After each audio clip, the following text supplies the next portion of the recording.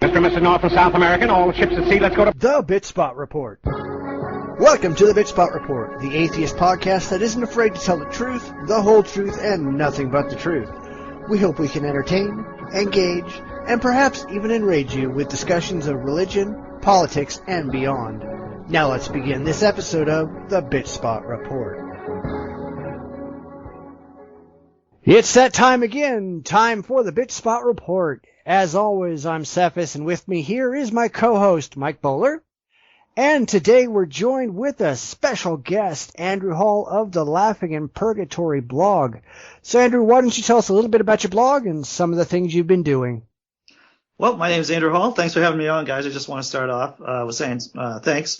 And I do a satirical atheist blog called Laughing in Purgatory. Some of your listeners may also know me from my role as a resident comic over at Atheist Pig. I do a bunch of shtick over there. And that's me. You know, I do atheist funny. You're quick and easy. That's good. All right. So is anything going on with you this week, Mike? Just here to do a podcast. Just here to do a podcast. That's great. I wanted to say something, and this is something that's just been pissing me off.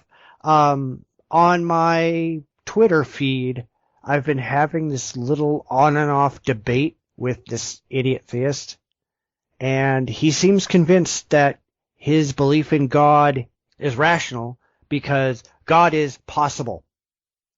And anything that's possible, because it's not completely impossible, must be a valid belief. And he doesn't seem to like the fact that we can come up with all kinds of other gods, and leprechauns, and the invisible pink unicorn, and flying spaghetti monsters, and all that stuff, because as far as he's concerned, anything that you bring up, except for God, is just an atheist excuse to get God out of the picture. So let me understand this. My possible God, or gods, let's say I'm a polytheist, my gods are impossible in his opinion, and it's only his deity that is possible. Yes. That makes sense. It's all clear to me. Yeah, and I've gone round and around and around and around circles with this idiot, and he just keeps going, well, my God is possible, therefore it's justified. All other gods are impossible because they're just excuses that are given by people who don't believe in my God to not believe in my God. And this guy can't quite understand why I keep banging my head into the desk. Well, you're a better person than I am. I don't think I could do that. Yeah, I think I've given up on him, but it's one more example of the kind of crap that we go through when we're trying to debate theists. It's like, you guys can't conceivably be this dumb, can you? Well, yes, they can. Yeah. All right, well, let's go ahead and get on to the news. And now the news. All right, we've talked a lot in the past about how badly the numbers are sagging in the Catholic Church, and, I wouldn't be surprised if people thought this was just a Catholic phenomenon, but it's not. Recent numbers out of the Southern Baptist Convention show that they're hemorrhaging members just as badly as the Catholics are. According to statistics compiled for their annual church profile, Southern Baptist churches are declining. The number of churches are up by 40 over last year, but the number of members are down by more than 100,000 to 15.9 million members. And Sunday church attendance has declined 3.1% to just under 6 million per week. Baptisms, while they were up for last year, have seen a significant decline in 6 of the 8 last years, posting the lowest number since 1948. I think that if we saw any honest reporting from other religions, and we'll be perfectly frank, we haven't looked, so they might be reporting this, we'd likely see the same kind of declines in virtually all religions. So do we think this is a good thing, or is it a bad thing? Well, it's definitely a good start. Definitely a good start. We've seen the numbers on that, those who are atheists or don't have a religious belief rising, so there's definitely some type of shift going on away from religion towards atheism or agnosticism. So, I think we're beginning of an end type of thing. Yeah, even 5 years ago, I never would have thought this would have happened. I was thinking, yeah, we're going to eventually see the end of religion. We're going to eventually see it, the religious become a minority, but it's not going to happen in my lifetime. And I think it's going to happen in my lifetime. In just the last couple of years, we're seeing religion completely falling apart. It's been really a slow implosion. Yeah. It's not that slow. I mean, atheism back in the 70s, say, 30 years ago, 40 years ago, atheism wasn't even a blip on the radar. Less than 1% of people, less than half, probably less than 1/10 of 1% of people were admitting to being an atheist. Today, we're at 14 to 18%? If you throw in all the nons, you're up at about 20, 25%. A quarter of the population are saying religion is not for them. And that's just in 35 to 40 years. I don't think it's that slow. Comparatively not, yeah. It isn't like it's a Jenga game and suddenly, within 2 seconds, or less than a second, the whole thing falls apart. But yeah, you're right. Over a matter of years, it's been collapsing. Yeah, but if you add in since 1900 to 1970, you didn't see that kind of growth. It's growing exponentially. And I think it's an exciting time to be an atheist, especially, for those of us who are vehemently anti-theist, to just see the whole thing start to come down. And I was thinking about this the other day, in terms of evolution, how we have this periods of stability, and then there's these punctuations, these periods that life really changes really quickly. Maybe we're in that kind of period right now, kind of like when the printing press came out, a couple of hundred, 500, 600 years ago, that there was radical change within a very short period of time. Yeah, punctuated equilibrium. Right. To quote Gould. Do we think it's going to slow down? Do we think it's going to stop? Or do we think that this is just the beginning of the end for religion as a whole? Well, as societies become more stable, as people are less afraid of dying, of having sudden death, of it's the secular hypothesis basically. If people are happy, if people feel secure, they're going to be less religious. So if society continues along and more less developed countries become more developed countries, I'm going to guess that on a worldwide basis, there's going to be less religion. Right, because we are seeing this primarily in first world nations where, where people don't have to worry about where their next meal is coming from. They don't have to worry about war. They don't have to worry about disease. Those are the people who are largely just giving up on religion because it's not really necessary anymore. And education, too. Excellent point. Yeah. With the better access to education, we can even say the internet.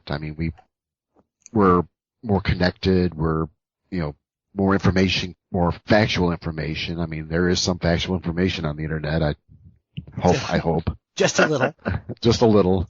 But, yeah. But that's a really good point because it wasn't that many years ago where people, if they wanted to do any kind of serious research, they had to go out and they had to spend their time in university libraries, digging through microfiche and doing all that kind of stuff. And today, you turn on your computer, hit a few buttons, do a Google search, and you have all the information at your fingertips. True enough.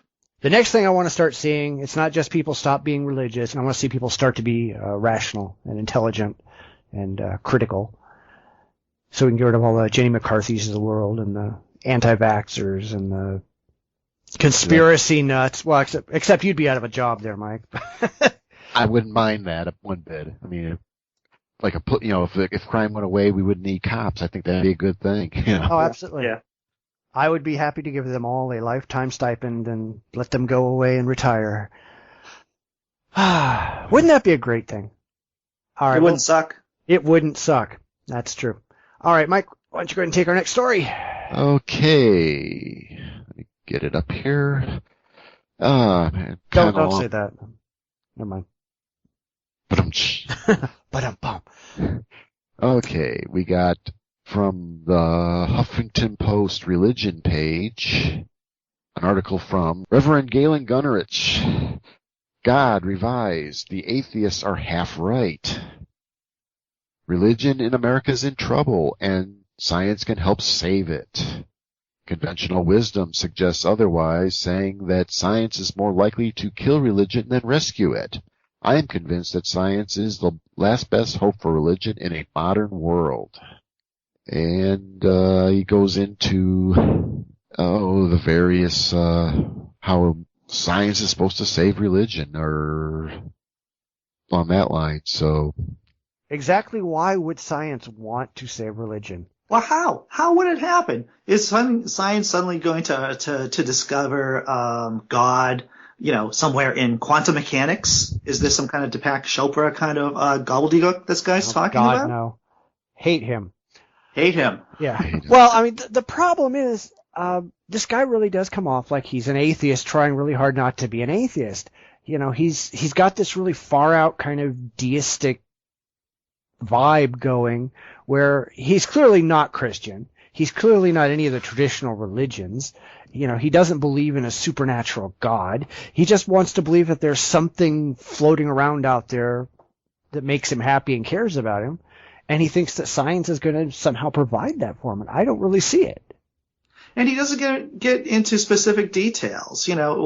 Once again, it's like talking to a lot of hardcore liberal Christians. As soon as you start asking them specific questions about scripture or specific questions about what they actually believe in, it's like trying to fight with Jell-O. It's really hard to pin them down onto specific points. Right, and the more liberal that they get, the less specific their religious beliefs are, because they know how ridiculous their beliefs are.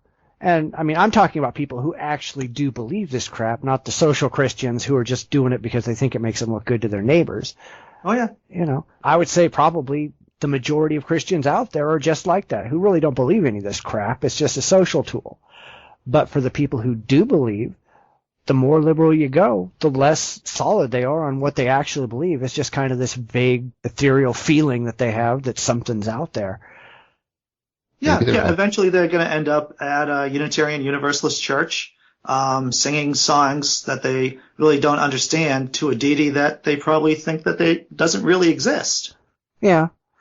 Well, I mean, the writer does say he thinks that, if churches fail to adapt, they're going to be empty.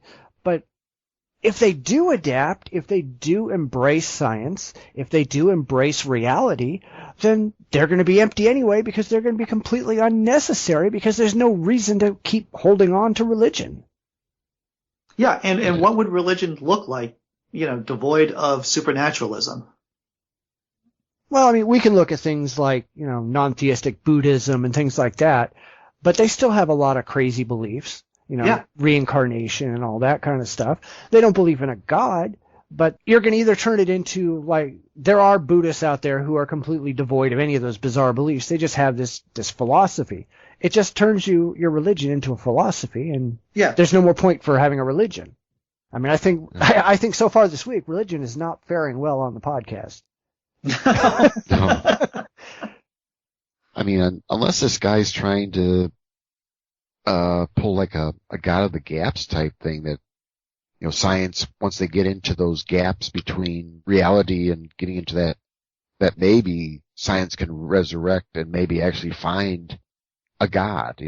I mean, other than that, I can't see any reason why he would want to embrace science. And those are the coffin nails on religion. What struck me about the article too is that he's talking about all these untraditional ideas about God, getting rid of supernaturalism in religion, but yet he still uses the traditional bogeyman that every religious person is going to, what they think is their ace in the hole, their wild card is the fact that if you don't believe in God, then your life is going to be empty. And he pretty much says this in the end of the article. I don't know. My life's not empty. Is your life empty? My kids don't allow me to have an empty life. Yeah. I'm sorry. I don't have an empty life, and I haven't believed in a God for 30 years.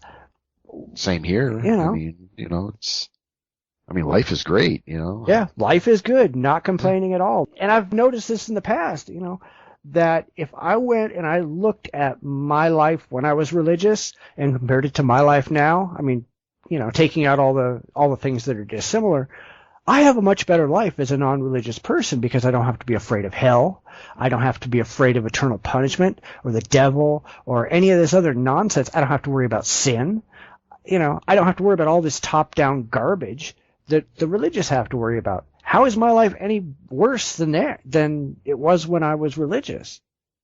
Yeah, plus, like with me, I don't need the, any type of supernatural creation. I mean, I'm very comfortable with, everything happening.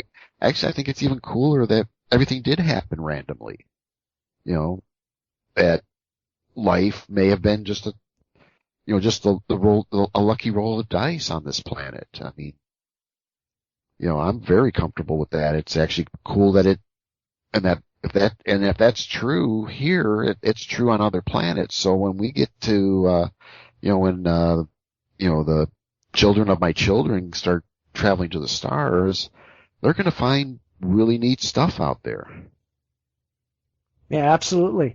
I mean, going back to the God of the Gaps thing that you brought up earlier, this guy obviously isn't very clear on his history, because every time that any religious person has relied on God of the Gaps and science gets into that gap, it shines a flashlight around and goes, look, no God.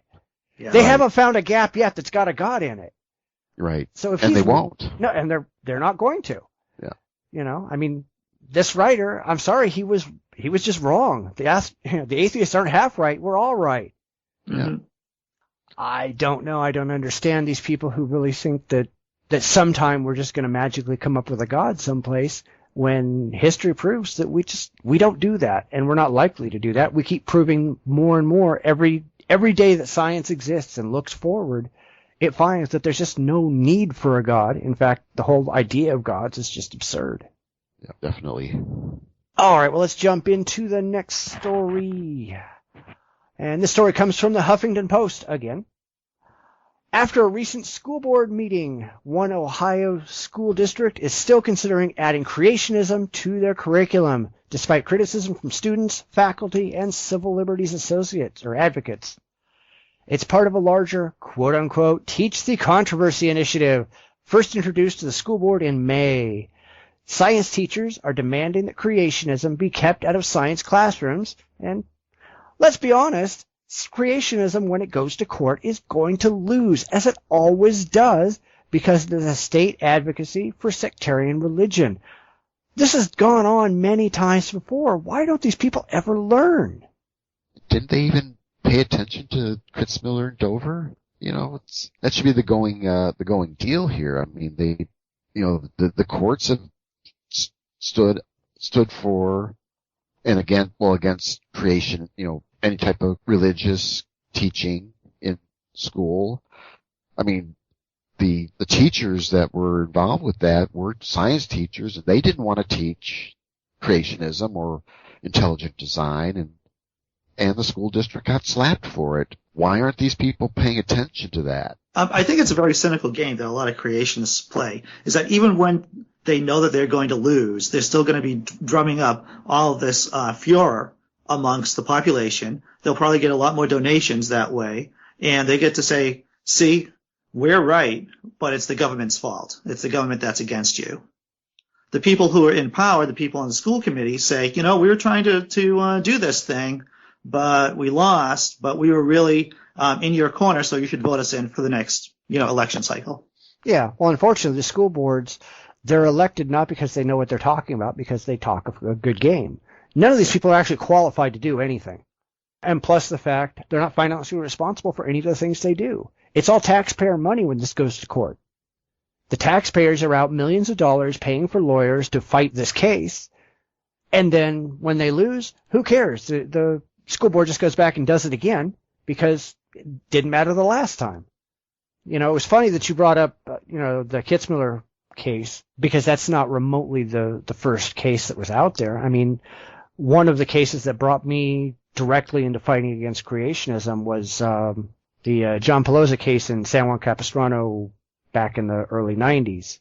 I used to listen to Christian radio, mostly to laugh at them, and they used to have huge coverage on this case, screaming that his religious liberties and all that other stuff were being denied. But no, he was just wrong. And the same thing is wrong with Dover. The same thing is wrong with everything the Discovery Institute puts their little fingers into. These people are just wrong, and they just keep doing it over and over and over, And isn't the definition of insanity doing the same thing over and over and expecting a different result? Oh yeah. These guys aren't getting any different results. I'm sorry. Well, the nature of faith is that faith doesn't really respond to external stimuli too well. Faith is like this train that just has all this inertia and it just keeps on chugging regardless of what goes on around it. Yeah, that's one of the biggest problems with faith, is that faith doesn't learn. Faith doesn't care. It doesn't care if it's right or wrong. It just cares if it feels good. Yeah. But we put these people in power, in political offices. I don't know how much of a political office a school board is. I don't really consider that to be much of a political office.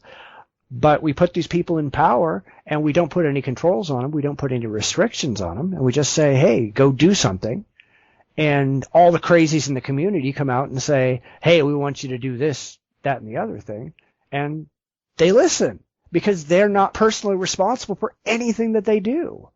Well, they are responsible to their constituency. I mean, that's what's supposed to happen. And if they screw up, it's the constituents that are going to vote them in or out. And that's, unfortunately, while they're in, they can do all sorts of damage. And then when it all blows up in their faces, they get voted out or they don't run again or what have you. And, but the taxpayers stuck footing the bill. I mean, that's what really sucks about the whole deal.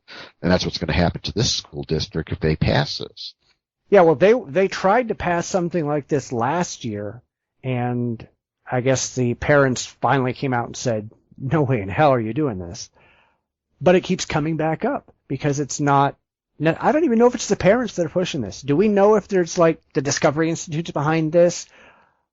They gotta be, or at least somebody has to be. Either that or they're just providing literature and maybe some moral backing, to, hey, Mr. So-and-so, we know you're a Christian, here's our agenda. Yeah. And it may be just that, that whole wedge, program that they've got together. They're trying to sneak it in. And it may be. You only need a really small group of very vocal and motivated people to steer major policies. And it could just be that in this situation. There's just a small group of crazy people wanting to spread crazy ideas. Yeah, but my only question is, I could understand that. And if there was parents in this district who honestly wanted to teach their kids, God did it. And there may be, I don't know. But do we have that going on in a lot of different areas? Because this is not the only place this happens. Or do we have, like the Discovery Institute or one of those other groups, who's just going around picking school districts at random saying, hey, let's see if we can get something going over there. Let's see if we can get something going over there. Just walking around trying to stir the pot. And if that's the thing, should we pass a law that say you can't do that? You can't stick your nose into local politics where you have no vested interest. Because otherwise, why couldn't we as atheists just walk around to different school districts and try to get things passed that we want passed? If American Atheists decided, well, what the hell, we're going to go ahead and we're going to start throwing out, X, Y, and Z. We're going to start banning religious groups from being on campus. We're going to start doing whatever we're going to do. We're going to start burning Bibles in the quad. I don't know. Actually, I mean, that does happen quite a bit. Actually, kind of an unrelated story. And actually, I had been watching this issue. It was in my hometown. And there was a lady who had a daycare center, and she wanted to expand it. Well, her and her husband bought a bigger house. They had the house set up to do this daycare, not really daycare, but it was the in-home daycare type thing. Sure. And it was just the woman going to the village board to get the approvals because, well, there was two things. One was the covenants on that neighborhood didn't allow for businesses. So there was that issue, but there was the other issue where the village only allowed so many, I forget how many employees, there was some restrictions. For her to do in her previous home, she had a special use permit. So she's trying to get a real permit to do this. And the village was, balking because they've got the ordinance prevented this. So, over a few weeks, this kind of this had been going on, and then there was the big board meeting where they were going to vote on this, and the village hall was packed, and there was turned out it was a mixed race couple. Up to this point, I didn't even realize this. It was just somebody trying to get a permit. Well, they had people from Operation Push. They had people from all over Illinois to support this lady. Even Operation Push called our village president a racist. And it was like, I was first flabbergasted that, we got people coming in from Chicago. I mean, I'm west of southwest of Chicago. They're coming out of Chicago. They're coming out of, the northern suburbs. They're coming out, from all over the place to support this lady. None of these people lived in my town. It looked like it was getting ready to turn into a circus, and they kind of cut everything off and decided to table it for another week or another 2 weeks or something like that. But it was like, there are people who, that they believe strongly in. Well, there was the group for the daycare, and there was the Operation Push, which is the, Jesse Jackson and the, race thing. That they will travel wherever to support, whatever cause. So the Discovery Institute, is that in like Washington State or something like Kentucky. Kentucky. Okay. I don't know why Washington. But they traveled to Pennsylvania to support, the Dover School District. They're going all over the place, spreading their bullshit. Yeah, but I bet you that there's just as many people who are out there traveling just as far. Like in your case, I'm sure you'd get all the pro-racist people or the, anti-interracial marriage people or whatever showing up at the same meeting going, no, you can't do that, while the other people are going, yes, you can. Yeah. And unfortunately, these are all supposed to be local issues. These are supposed to be things that are decided strictly on the local stage. Right. And there's been other stuff going in, in the village, and we don't get that level of interest. I mean, yeah, I bet you if you'd had somebody try to start either like a Muslim daycare or an atheist daycare, you'd get all those crazies coming out. Oh, definitely. We're all activists. I mean, if there was something going on in California and I had the money to travel out there, and I might do that. And you just go on vacation. Come on. I'd go on vacation because you like it out here. I love it out there. So yeah, come on out on vacation. That's cool. I miss the valley.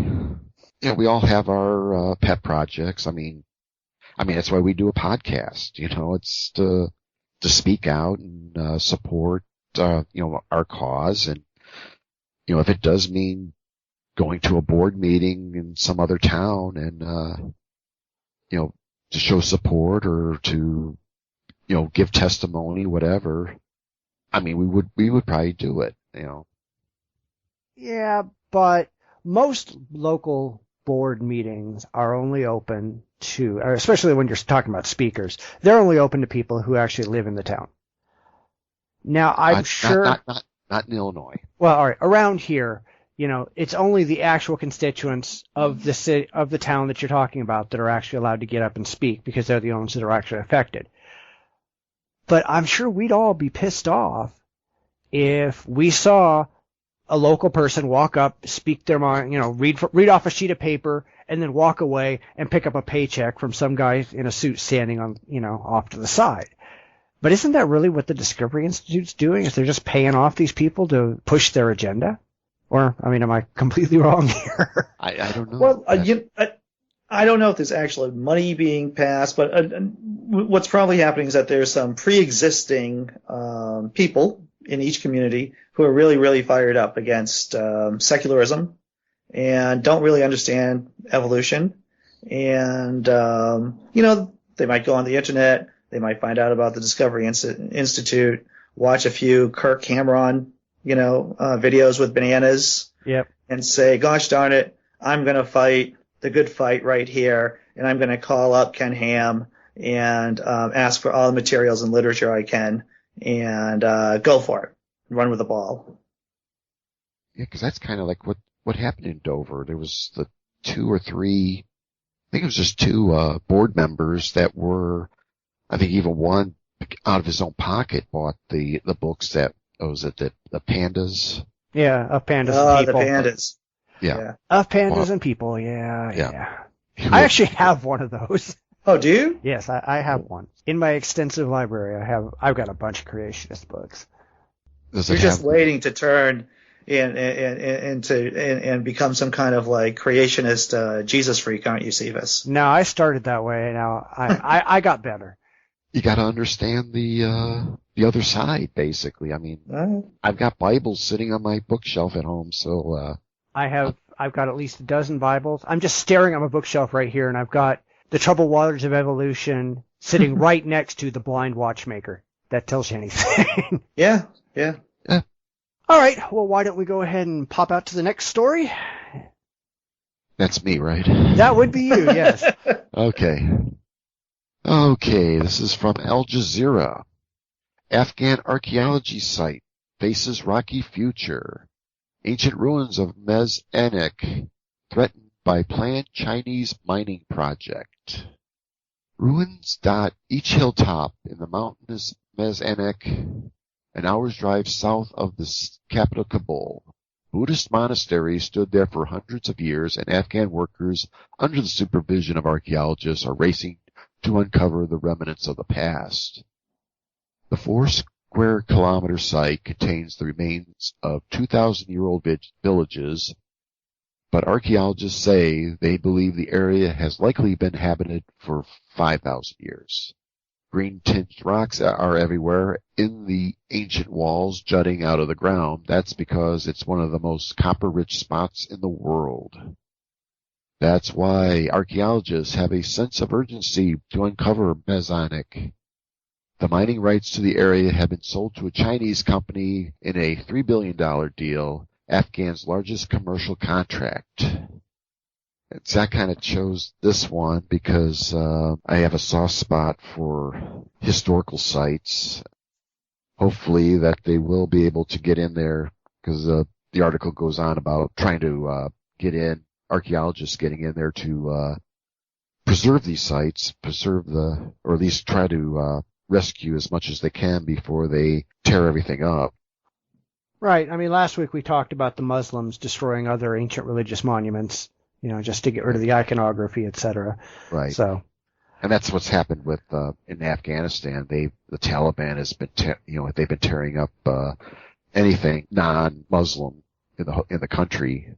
I mean, a lot of history has been lost thanks to religious intolerance. Yeah, but at least the Chinese are letting people get in there and do some work before they take it over. Yeah. That's the Taliban isn't doing that. They're not going, "Hey, archaeologists, why don't you come in here and do some work before we blow this crap up?" Right. And it actually seems to be the Muslim thing to do is, I forget which book I was reading. I think it was an audio book about the Sphinx. It wasn't the French who broke the nose off of it. It was the Muslims had taken over when they got into Egypt. The locals were still praying around the Sphinx. It has to do with I think they referred to it as a pagan, but it was like a prayer chant for rain and water, that type of thing. And the governor of that area came out with a few soldiers and started chiseling away the nose on the Sphinx, and the crowd turned on him and killed him, tore him to shreds, literally. Yeah. Sent the soldiers running back. But it's I always heard that was the Napoleon target practice. Yeah, well, no, they did other damage. They didn't actually do that. I mean, I just Right. looked it up real quick here, and 1378, the Egyptian peasants were making offerings to the Sphinx. A Sufi Muslim showed up, was so pissed off by that he destroyed the nose and was later executed for vandalism. So at least he got his own. You're right.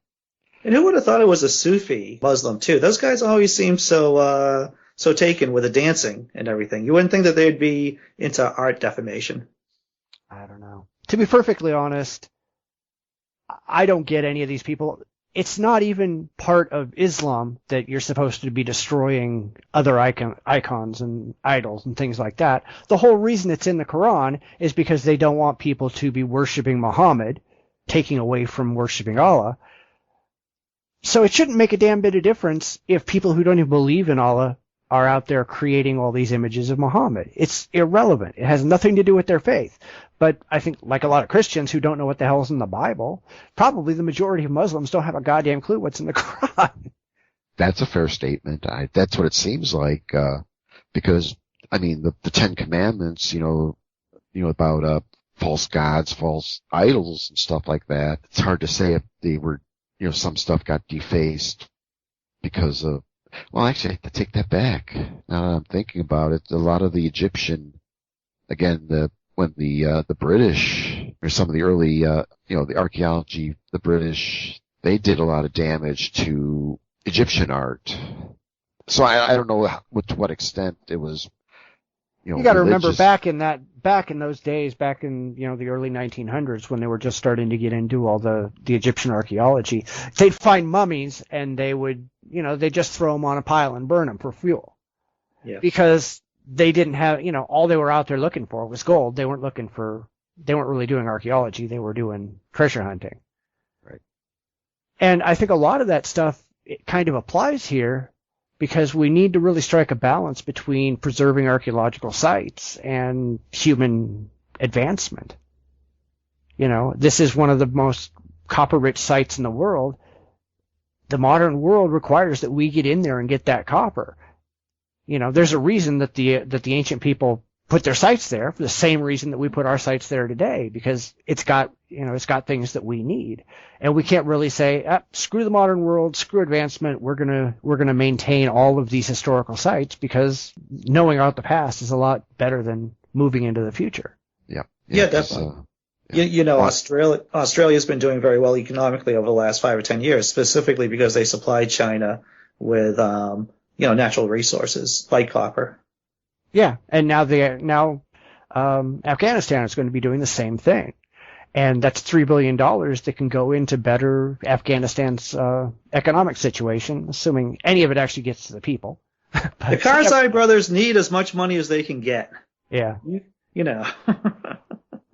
I don't think so.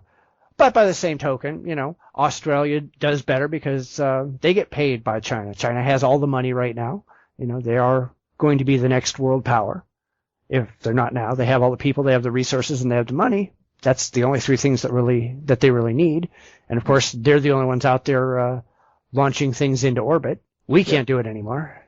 You saw we have the Russians. Aren't we using the Russians right now? Or aren't we paying the Russians to send us up? The Russians don't like us either. Yeah. But yeah, we're probably going to start paying the Chinese. I mean, the Chinese just did a space shot last week out of the Gobi. Unless SpaceX can start fulfilling their expectations. That's. Yeah, well, unfortunately, the entire Western world is kind of falling apart financially, so we just don't have the money to do any of it. The Eastern world, they got crap loads of money. They can do anything they want. Pretty much, yeah. If they were bright, they would use this opportunity to go out and cement their place on the world stage. But, this is the Middle East where they're out, killing kids in Syria and all that other crap. Right. Religion. Yeah, they're going through like the like the religious wars that Europe went through. During the Reformation. Shiite versus Sunni. Totalitarian governments against, popular uprisings. It's going to take years for everything to shake out properly. Yeah, well, I mean, Christianity did the same damn thing back in the day, but then they've been tempered by secular society for a couple hundred years. Sure. So they can't get away with that, and they don't even try mostly. I mean, there's still crazies out there, but in the Middle East, they've never been tempered by secular society. They've never had people saying children grow up. And that's something that needs to happen. And now we've got an entire planet full of people who are afraid to tell the Muslims to go, where to go shove it. And you got Muslims with weapons of mass destruction. This is not going to be good. This will not end well. Hopefully, the Chinese are going to at least give the archaeologists time to get in there, get some work done, rescue some artifacts, get the lay of the land before it gets lost. Right. Yeah. Oh, definitely. Yeah, that's what I'm hoping. And yeah. and I would really support that for any country, any group, any whatever who is going to go into an archaeological sensitive site to just say, hey, we understand you need to get in there. We're giving you 10 years. We'll even give you some money to help you out. We'll do whatever we can to support you. At the end of those 10 years, you clear out. We're bulldozing it to the ground. Yeah. But there's too many groups out there who just want to stop all development entirely because holy shit, somebody took a crap there once. Yeah. But a lot of that's religious too. True enough. I mean, don't we have that problem in the U.S. with a lot of American Indian sites? Yes. I mean, holy crap, you can't even look at them cross-eyed without having a whole bunch of people with feathers going, you can't look at our ancestors that way, or that was our land, or something like that. There's got to be some kind of a balance between the two, and I think this one probably they're striking that balance, but far too many places on the planet, I don't think we're doing it. Well, I know the Cahokia site in Illinois, that's been a ongoing battle. It's semi-rural area, but it's one of those where it's near St. Louis, so there's there's people moving in and they're trying to build houses and stuff. And I know that at least Illinois is trying to buy up the property before the developers sell it as housing plots, and then at least getting in there to see what's there. I had when I was a kid, I had the chance of seeing a dig there. That was so cool, and it wasn't like big rocks, big stacked stones. I mean, they were looking for holes where logs used to sit, and it's like you see how the soil changes color. That's where a post was, and I'm like, oh, that's so cool, They were because they were excavating. There was a fence around the main mound center, and they had like a 300-foot by maybe 50-foot trench, and where this fence was, and it was all post, and it's that vertical tree posts made up this fence, and it was pretty cool. And I mean, but it's not something like maybe like a stone structure where you could probably, where you could see how it was built. It was like you had to look at the soil and see the different colors and things like that, or if there was any shapes in there and stuff. But, right. So it was pretty cool seeing that, and that's basically what that site primarily is. It's, finding where these holes are, where they built the houses and stuff like that. There's nothing really, nothing big there, or, big or permanent to say that there was a house there, so, yeah. So being able to get in there just to scrape the soil enough to figure out what was there and, get it documented, photographed, and all that kind of stuff. And, but I know there's that, again, they've been having, urban sprawl could easily wipe that out. I know near my house there were supposed to be mounds. Unfortunately, there's now a power plant sitting on top of where they're supposed to be. Yeah. So I mean, that's something that's history lost right there. We'll never get that back. And that's why I'm reading this article. I mean, I guess the French are over there to help out the Afghans, so they've got the technology to get in there to do the archaeology. So they're in good shape. Hopefully they can get the time and, the cooperation to recover this stuff. Yeah, well, that's the important thing about Afghanistan is that it's an international community over there. It isn't just a semi-failed state doing business with the Chinese, because you can see in that situation with a very weak state doing business with a powerful authoritarian state that they could easily get run over. But there does seem to be a multinational concern about this area. And I think that's probably going to be the crux. That's going to be the thing that keeps it, somewhat intact and preserved. Yeah, and that's cool. See, my wife she's a trained cultural anthropologist, so I get all this kind of stuff all the time. But they've got this long-running TV series on the BBC called Time Team. I don't know if you've ever seen it.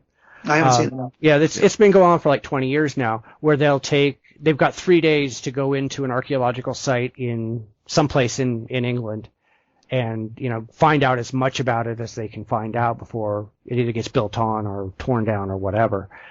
And it's really interesting to watch how they do the archaeology. They have people volunteering their sites. There are people who are going, yeah, I live in this house, out in the backyard, I think there was probably a castle. And so, I'm going to be doing some work out in the backyard. Will you guys come in and find out everything you can find out about the site before I actually go out there and do the work? And they have people volunteering their sites. I think that it would be great if on the world stage you had a lot of countries who were just saying, we're going to be doing some work here. We'd love to have people come here and see what we did, see what's here. We'll give you a certain amount of time before we do our work to come in, learn as much as you can, and then we can move on. I think that's actually kind of a cool idea. And it would be like it's a reality show already in England. I mean, you could definitely internationalize it and make it a reality show internationally. Yeah, but I mean, no, they've got their team of archaeologists that go out there every single week and dig up people's gardens or people, whatever throughout the whole country. And like I said, they've been doing it for 20 years. They've got over 200 episodes, so I guess that's they have impressive. Enough sites. Yeah. Yeah. It's actually really kind of a cool show if you ever see it. I've seen a few of them. I think there's one about a Roman, I think it was a Roman site, maybe like a barracks area. I'm sure they've had like a bunch about Roman sites because they do a lot of that. Yeah. Yeah. I backpacked over there for about a month when I was 19. My wife is actually Scottish. Her parents came over here back in the 60s. And it's amazing at how much history is it's just like casual. It's casual history. It's like, this house was built in the, 1700s. No big deal, Yeah, well, I mean, they're like people who are going, yeah, I was out digging in my garden and I came up with a bunch of Roman coins. Here you go. Yeah. Must be nice. It's like going out in your backyard and digging up dinosaur bones. Yeah. Hey, that'd be great, wouldn't it? I don't live in an area where I can do that, but must be kind of cool. On to the main event. This is the main event. Because I got to tell you the truth, folks. I got to tell you the truth. When it comes to bullshit, big time, major league bullshit, you have to stand in awe. In awe of the all-time champion of false promises and exaggerated claims, religion. No contest. No contest. Religion easily has the greatest bullshit story ever told. Think about it. Religion has actually convinced people that there's an invisible man living in the sky who watches everything you do every minute of every day. And the invisible man has a special list of 10 things he does not want you to do. And if you do any of these 10 things, he has a special place full of fire and smoke and burning and torture and anguish where he will send you to live and suffer and burn and choke and scream and cry forever and ever till the end of time. But he loves you.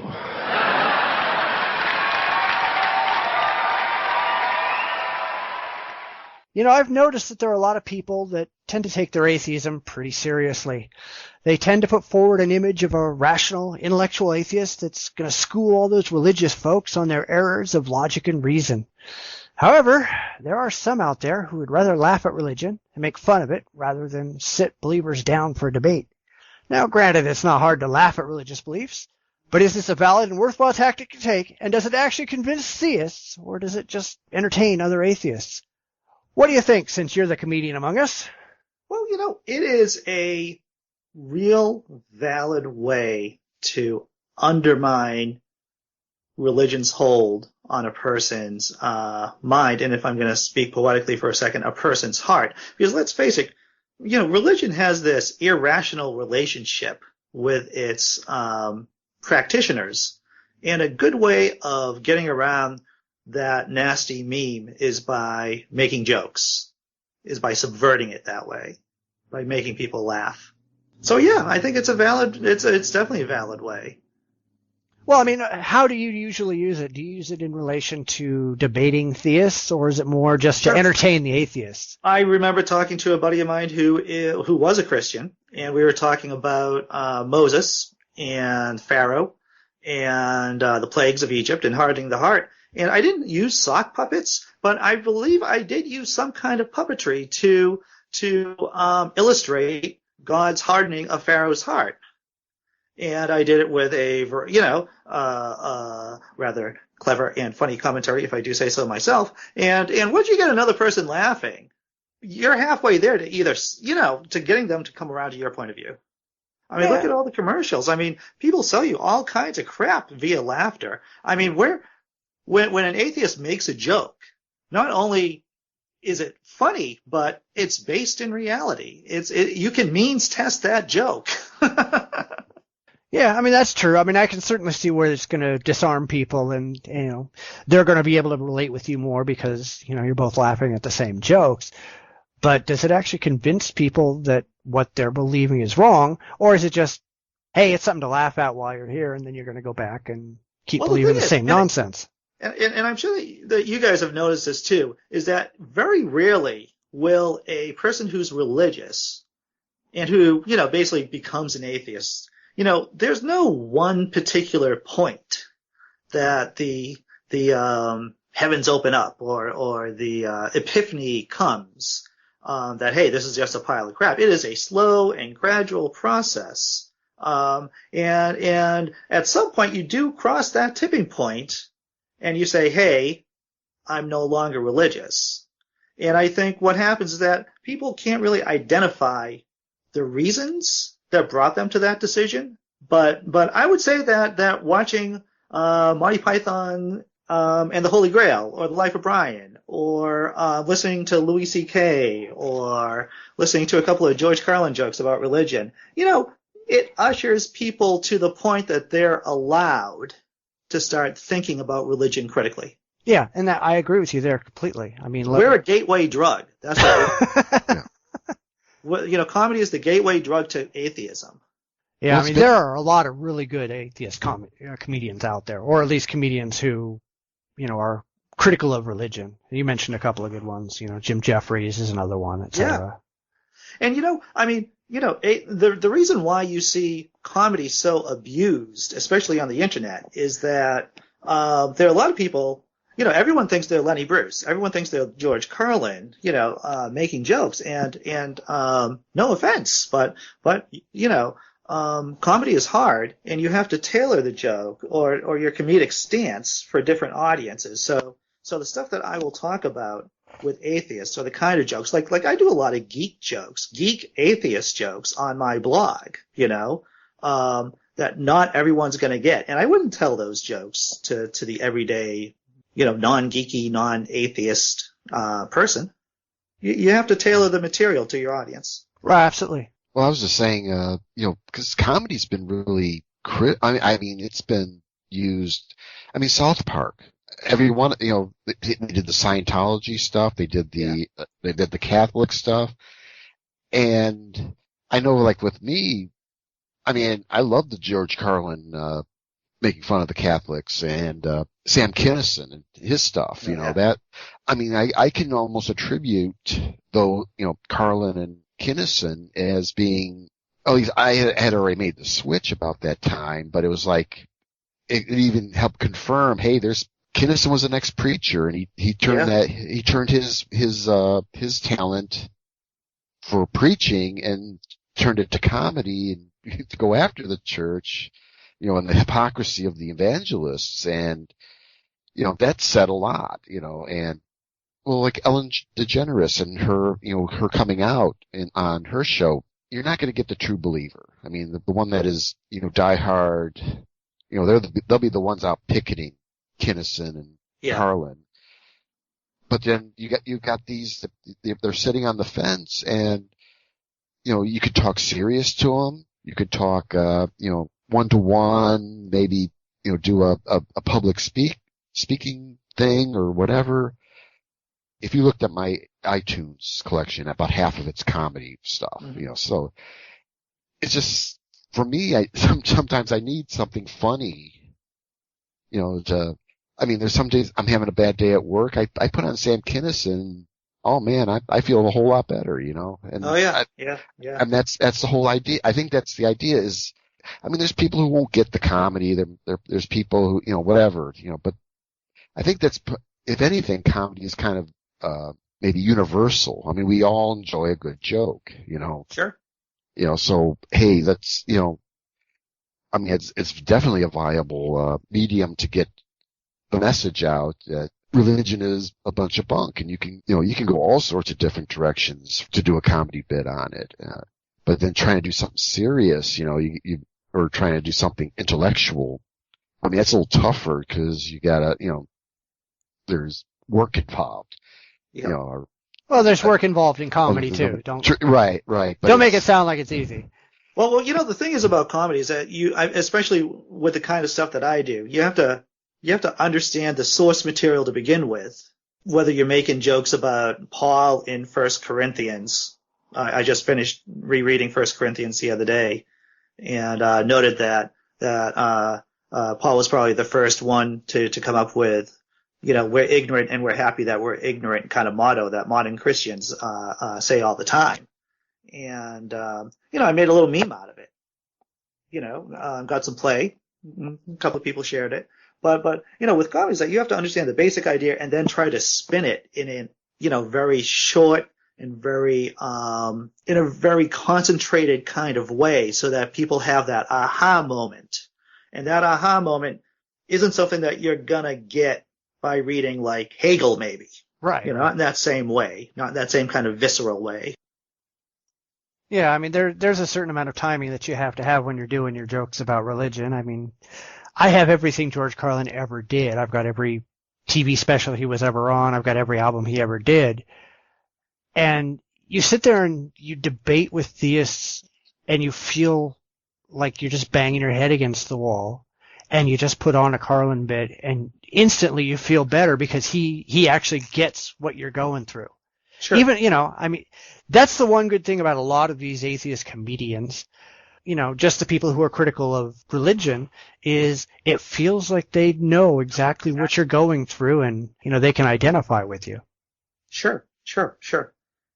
Jesus had a tough life, boy. I read about that guy. Jesus is the only guy that ever came back from the dead that didn't scare the fuck out of everybody, man. He's the only guy that ever crawled out of a grave where people didn't go, oh, I just saw some fucker crawl out of this grave. I don't believe I'm seeing this shit. Did you see that? This guy just crawled out of his box through the earth.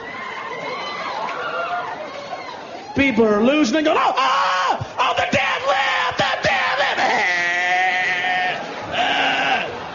live. Get a stake, put a stake in his ass. Cut off his head, kill him again. Jesus comes back. He doesn't get any pressure. No static. Nobody's upset. He climbs out. He's walking around. Nobody's upset. They can eat with him and everything. It's like, isn't that guy dead? Yeah, but he's real stubborn, man. He won't accept it. Pass the butter. What are they staring at?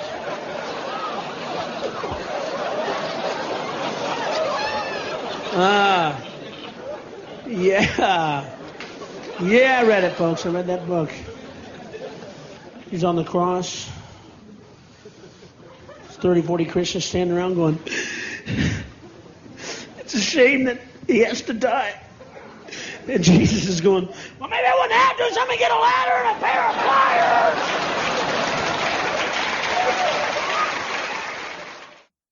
I was just going back to an earlier point. I was having a discussion at a barbecue last year with a person who's religious, and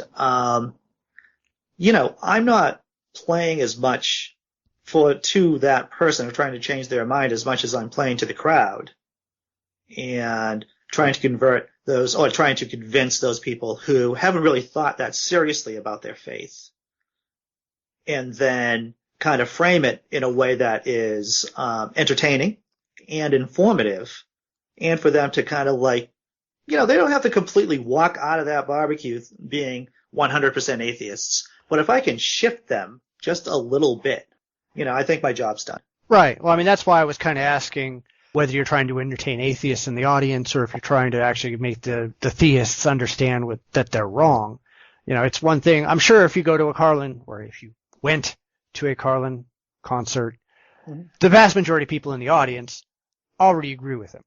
Sure. So most of the people out there are either non-religious or atheists, etc., or at least highly critical of religion. And so he's making jokes at the expense of religion for his audience that already agrees with him. Right. You're not going to have him walking out in front of a, Southern Baptist convention and doing that same bit. Right. True enough. I got a buddy he loves Kinnison, but he's really heavy religious. I mean, we've had these discussions, I've had discussions with him, and I just decided it's not worth the hassle. But he loves Kinnison, but I think he has issues with the religious stuff. So, I mean, Carlin isn't just about religion. I mean, he goes into all his other stuff. So, I'm wondering if there isn't, there may be the one or two in the audience that, they're questioning their faith, and they went into the Carlin concert and go, they're all going there because they know of his material, and but it could still be that. I mean, we're talking, I think some of his best stuff was in the 60s, 70s, and that was still pretty hardcore. People still held a strong religious. So getting an audience, if he was playing mostly to the university circuits or whatever like that, I mean, maybe not, but, I imagine at least part of his crowd did hold a religious view, and maybe he did make a few conversions. Sure. Yeah, I would imagine. Yeah. Yeah, I mean, I'm sure that everybody understood what he was about. Nobody goes to a George Carlin concert and not understand what he's going to be saying. It's like you're not going to be getting the church lady walking in there going, holy crap, what is he talking about? Listen to all this language, etc. But I'm sure that there are a lot of people who were not hardcore atheists who went in there and started thinking, well, hey, maybe that makes a little bit more sense to me, or maybe it'll make me think a little bit differently about something. Mm-hmm. Comedy can certainly make you, shift your views a bit. Yeah. And what I like to do on the blog Laughing in Purgatory is a lot of, satirical pieces. I'll take, like I was talking before about the North Colorado secession movement, is that I like to take, stuff that's already out in the news and just give it a little twist, give it a little comedic spin, because, satire is specifically designed to be like this asymmetrical weapon against, very large organizations and very stupid organizations. And religion just is like shooting fish in a barrel, to tell you the truth. That's why I love it so much. Yeah, because it's clearly stupid. And so just pointing out how stupid it is, doesn't take a genius to do that. It just, it does to do it effectively, but, it's not like you have to go out and do your research. It's like, holy shit, these people are just serving it up to me. Right. Wow, that's easy. I'm not worried about dying because I'm an atheist, right? Now, I know that this is a Christian country, and I stand up for your right to be religious, but please know that you're wrong, right?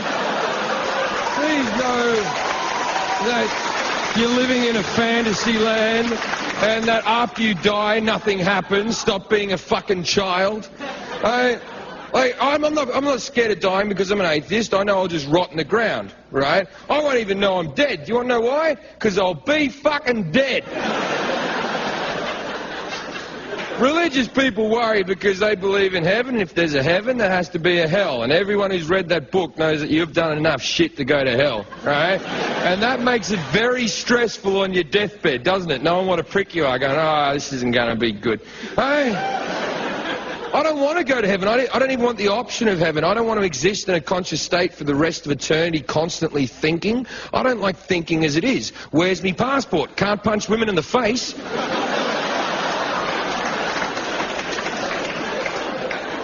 The Bible calls heaven eternal bliss. I don't care how blissful it is. It's eternal.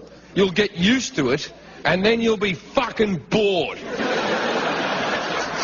And what's hell meant to be like? Fire and brimstone and eternal agony? That's what's written in the Bible. That's God's book. As far as I know, the devil hasn't brought out a book.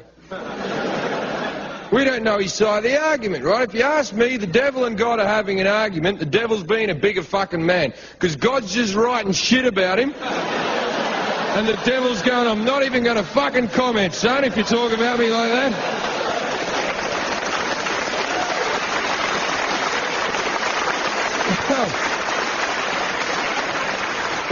Let's think about this rationally, right? Which isn't a good point for the Christians, rational thought. Fire and brimstone and eternal agony. That's what's hell meant to be like. That's written in the Bible. Now, God runs the entire universe except for one place, which is run by hell. And the devil is run by the devil. And now the devil is his biggest enemy, and they don't get along whatsoever, right? Now, if you act bad, you go to hell, right? Now, you've lied, you've cheated, you've stole, you've been a prick your entire life. Why would the devil punish you? You're one of his boys. He's going to fucking dig you. That's where all the hookers and drugs are going to be. Don't think they're going to make their way into heaven. Don't think God's going to open the gate and go, Jim, you've been such a good guy. See this big-titted whore with a line of coconut? Knock yourself out, son.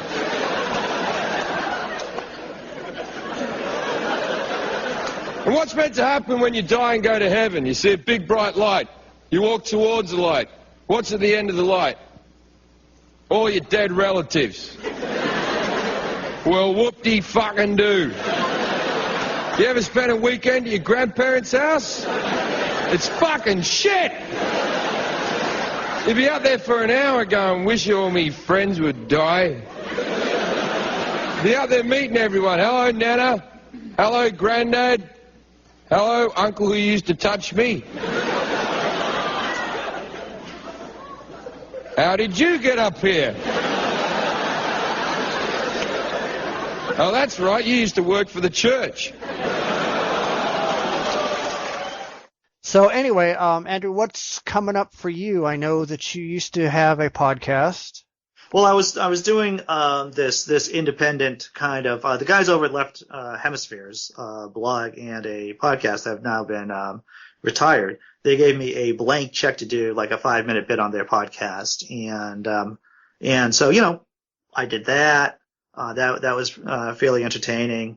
I was on the Connected Comedy podcast maybe about 6 months ago, and I talked about, believe it or not, internet marketing, marketing yourself as a atheist comedian. What other things? I'm working on, I got some secret squirrel projects cool. I'm working on right now. And I don't feel comfortable talking about them, but hopefully in about 6 months or so, I'll have something, maybe complete and I can talk more fully about it. I'm teaming up with, a couple of people and pushing out some real funny, satirical, material. Yeah, well, I know when we were, I saw you on Google Plus, and we, people were kind of talking about other, atheist comedy type podcasts. We were mentioning like Geeks Without God, and of course, we're all fans of Cognitive Dissonance here, which is the same kind of thing. I don't know if you're familiar with that kind of stuff. I've listened to Geeks Without God a number of times and find them very entertaining. Yeah, well, I found them about March, April. And I listened to 65 episodes. Wow. I've listened to the entire thing. And I don't necessarily agree with a lot of the things they say, but as far as comedians, I think they have a fantastic podcast. And of course it's short, so you can listen to a whole bunch. And then, you can't really do much better than Cognitive Dissonance as far as making fun of religion. So, I mean, are there any other podcasts out there you think of that are, really fall into the comedy realm? I listen to, just in terms of general podcasts, I listen to Mark Maron, who's like a self-hating atheist, yeah. I guess. You could probably call him. I wouldn't call him a self-hating Jew per se, because he's very big on the Jews, being that he is one. But I'd say that he's a bit of a self-hating atheist. I saw him in Boston recently, and he does a shtick about how irritating we are, and nugget of truth in there, I'd say. Yeah. I listen to the Nerdist podcast. I listen to the Ardent Atheist every once in a while. I listen to the Bible Geek to get my hardcore biblical knowledge, because I always feel insecure. Comedians always feel insecure anyway, but because I'm a comedian and an atheist, I always feel like I'm not funny enough and I don't know enough about theism. And so I am like a little rat in a wheel, trying to get as much knowledge as I can. Yeah, I mean I think that's always the problem is, especially when you're talking about something that's popular. I guess you're talking negatively about something that's popular, and I mean that's not just religion, but that's a lot of different things. I think you probably do have a lot of problems where you're trying to make fun of it just enough where the people who like it are going to chuckle a little bit, but not so much that they're going to get up and rush the stage with pitchforks. Oh yeah, true enough. And that's the good thing about being a comedy blogger, per se, is the fact that I don't get that many death threats, to tell you the truth. I mean, it's a pretty civil crowd. I do some comment moderation, of course, but overall, I've gotten a couple of irate Hindus, a couple of irate secular humanists. No real hatred from Muslims, believe it or not. And believe me, I've done some crazy stuff with the Quran on that blog. I did this whole series of Don't Burn the Quran memes. You remember when Terry Jones was doing Don't Burn? Right, yeah. I did a whole bunch of what else can you do with the Quran, and I put it in with the hazardous materials in my house. I put a dog's leash around it. I've done, a full variety of crazy things of what you can do with the Quran without burning it.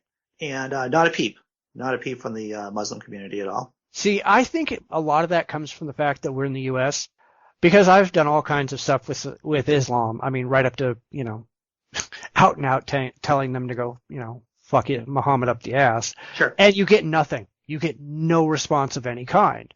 Now you try doing that in the streets of downtown, Tehran, and they're going to take you out and string you up. Oh yeah, there's no doubt about that. And in fact, I live in Massachusetts, which is pretty much like the Scandinavia of America for all intents and purposes.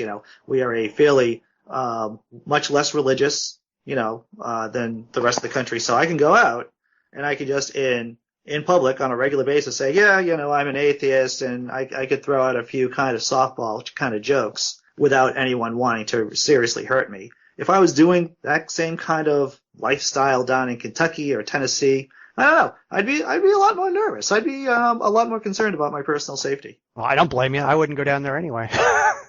Yeah, my wife went down there a couple of years ago, down to Georgia where my brother-in-law lived, and they went to some kind of like Confederacy revival barbecue place. I'm not making this up. They had, old-timey pictures of Beauregard, of Jackson, of Lee, the stars and bars everywhere. Right. And I didn't go down there just because I just like going down south of the Mason-Dixon line. I'm a masshole. I'm a proud masshole. And I just, calmly told her, or I phrased it in the most strongest way possible without it sounding like I was her dad, saying, hey, don't bring our children into such an environment again. Yeah, I mean, I've been pretty much every place there is to be in the U.S. and outside, and I would never take my children down south, ever. And I've got lots of friends who came from down south and escaped to more rational areas, and they wouldn't go back there either. Sure. I was visiting a buddy of mine in Decatur, just outside of Georgia, and I was taking, he was getting married. And I got off the airplane, got on the bus, and literally on the bus, I'm listening to this father tell his son about the evils of evolution. Yeah, I prefer to stay in the civilized world. Thanks. In fact, I'm using that. I'm writing a song about evolution with an atheist buddy of mine, and that's actually the start-off point was that bus trip. Cool. See, we need more people like Tim Minchin out there, Oh yeah, People who are doing actual atheist, anti-religious music instead of just getting up on stage and talking about it. Sure. Very talented guy. I heard he was on NPR the other day, and he was talking about his musical that he has on Broadway right now. And I have not been to, I guess it's called Matilda. I have not been to the musical, but I heard one of the songs in it, like, was fucking awesome. Yeah, I've heard a bunch of the songs from it, and it's how he gets away with a lot of this stuff, especially because he travels around so much, and he's going to end up in front of these crowds that are, full of Southern redneck, Bible thumping whatevers. How he makes it out the back door every night, I don't understand.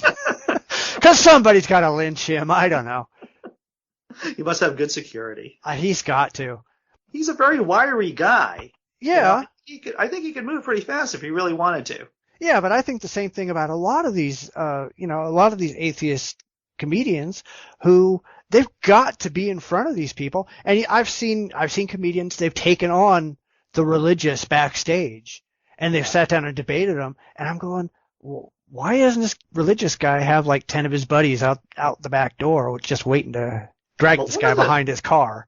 Comedians are in this protected class of people in a strange way. It's the fact that we say crazy things, but people kind of shrug it off and say, well, he's just a comedian. There's kind of like, there's a real lack of being taken seriously. Like, I don't see William Lane Craig, wanting to go up against Joe Rogan, for an example. I'd pay to see that. I would love to see that. I think Rogan, outside the confines of any kind of real structured debate, Rogan would tear into him. It'd be a one-way fight. And I think that's what people, a lot of theists are, on one hand, they don't want to take atheist comedians seriously. And on the other hand, it's like, do you really want to get into that kind of thing? Do you really want to mix it up with one of them? It's a no-win situation. Right. I was thinking, this is just like something out of the blue. I'm just wondering how many of the atheist comedians who are on stage and actually get Christian hecklers. Well, if you're at the top of your game and you work in small rooms, you'll still get hecklers. But, YouTube is full of comedians like taking on hecklers and doing a very good job in tearing them a new one. I think there's a couple of videos of Joe Rogan doing such things. Right. That's the one I was thinking of earlier. Yeah. So when you're at the top of your game, you can handle hecklers whether they're Christians or not. And to tell you the truth, if you have like a loud, drunk Christian shooting his mouth off and saying crazy things, then that's good for your act. Oh, absolutely. Because it's just going to make them look crazier than they usually do. And that's a great strategy for, that's one of the things that I do is that, I want the Christian to say crazy things in front of a lot of people. It's like, the only way that you can really defend your deity is to make him sound like a monster. Yes, God does want little babies to be disabled. Yes, God isn't going to hail amputees. I want you to say those I want you to justify the ancient Israelite slaughter of Canaanites. That's what I want you to do in front of as many people as humanly possible. So go shoot your mouth off, buddy, Yeah, and plus it's really hard to actually debate somebody who's just telling jokes about you. Yeah. You look like a pussy. That's what you do. It's like, especially when you go into a comedy club, you know what you're paying for. It's a rough place. It's a place where people are going to say very edgy things. And that's not a bad thing. And especially if you're just giving the comedian, more ammunition to go after you with. Sure. Absolutely. I think that's fantastic. So would you recommend more people try to use comedy? Not necessarily, the stand-up type, but people try to introduce more levity into religious debates? You gotta use the scientific method. You gotta see what works for you. If you can throw in a couple of jokes here or there, or at least offer some kind of perspective on religion and the absurdity that it is, go for it. Just don't try to go crazy all at once. Everyone thinks that they're funny. That's the thing.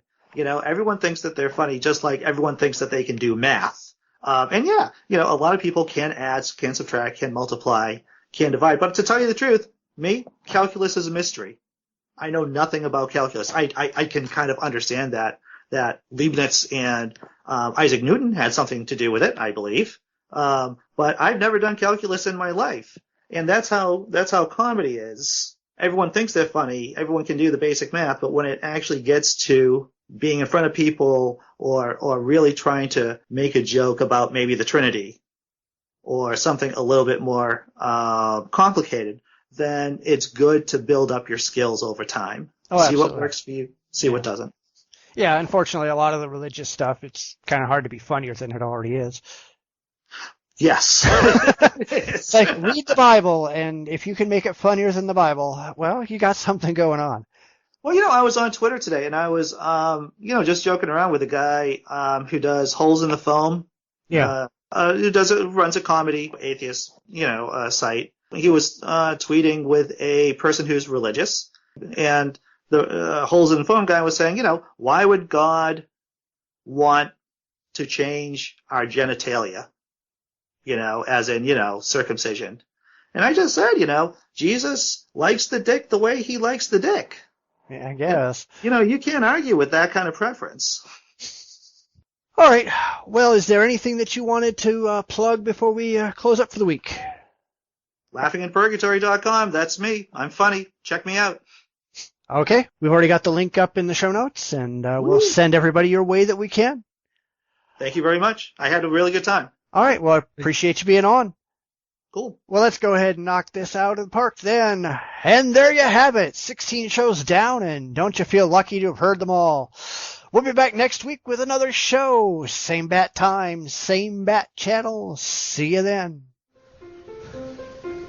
Fuck the motherfucker, fuck the motherfucker, fuck the motherfucker, he's a fucking motherfucker. Fuck the motherfucker, fuck the motherfucker, fuck the motherfucker, he's a total motherfucker.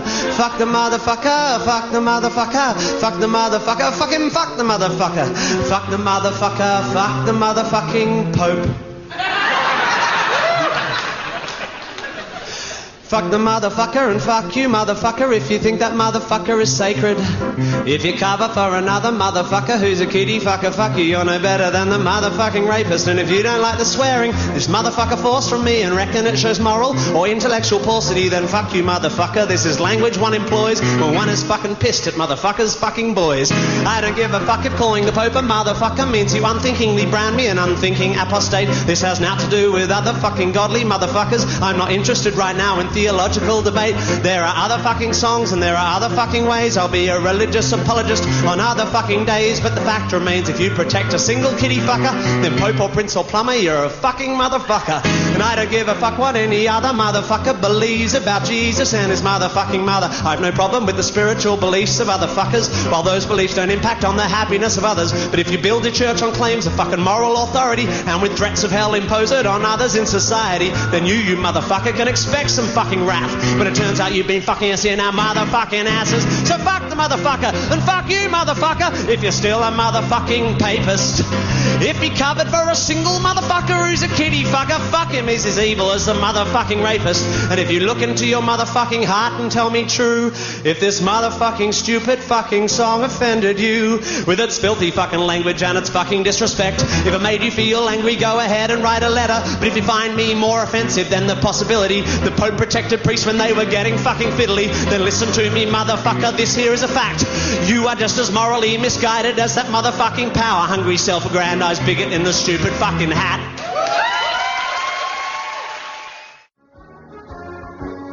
You've been listening to the Bitchspot Report with your host, Cephus. You can follow me on Twitter at Bitchspot1. Please check out our podcast website at report.jdragononline.com.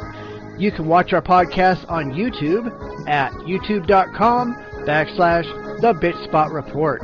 We're also available on iTunes. The link is at our site. Please subscribe and rate us. It really helps us a lot. We'll be back next week for another fact-filled episode of The Bitchspot Report. Please tune in again.